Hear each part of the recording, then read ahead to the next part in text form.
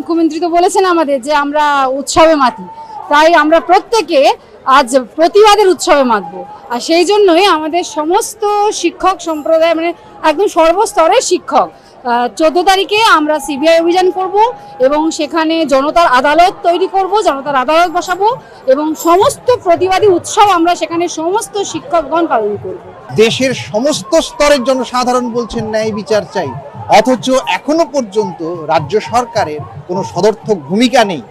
এমনকি কেন্দ্রের যে এজেন্সি যাদেরকে দিয়ে তদন্ত করানো হচ্ছে তাদেরও কোনো সদর্থক ভূমিকা নেই। জানেন, মুখ্যমন্ত্রী কি ন্যাক্কারজনকভাবে তিনি বলেছেন উৎসবে ফিরতে, অর্থাৎ তার সন্তান যখন মৃতদেহ মানে নৃশংসভাবে খুন হয়েছে সেই সন্তানের মৃতদেহের উপরে তিনি উৎসব করতে বলছেন।